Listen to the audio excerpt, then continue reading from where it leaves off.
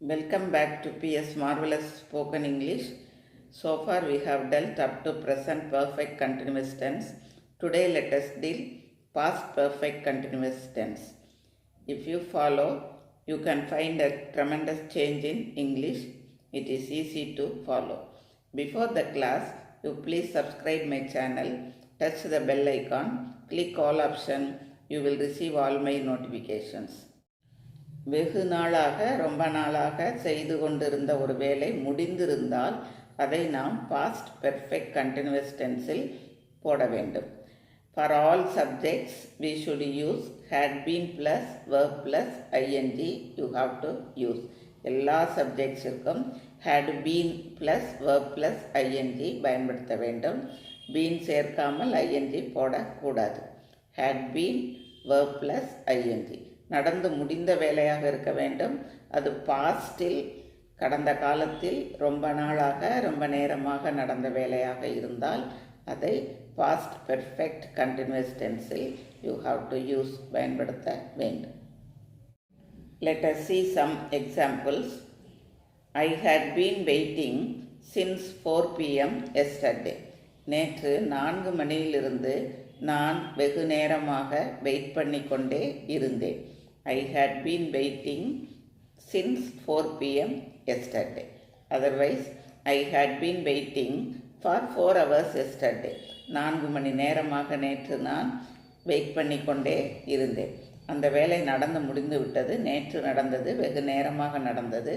அதனால் நாம் had been plus verb plus ing, had been waiting என யூஸ் பண்ண வேண்டும்.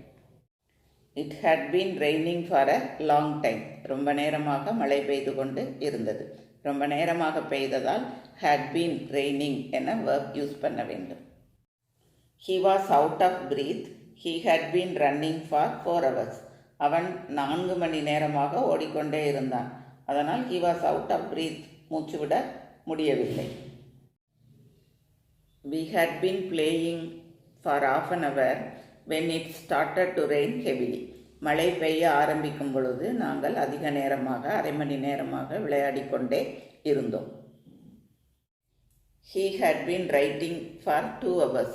அவன் 2 மணி நேரமாக எழுதி கொண்டே இருந்தான். வெகு நேரமாக செய்திருக்கிறான். had been writing, முடிந்த வேலை வேறு. அதனால் had been writing என யூஸ் பண்ண வேண்டும். Ram had been working at that company for 3 years.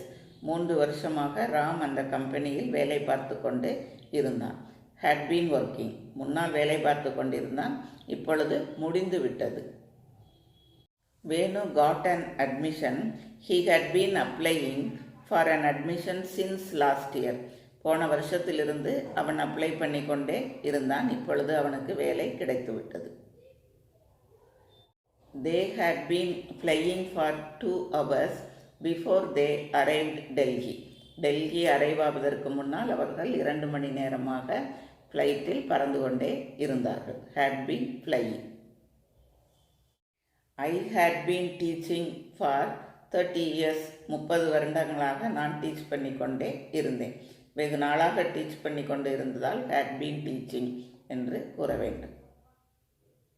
I had been studying English for long time.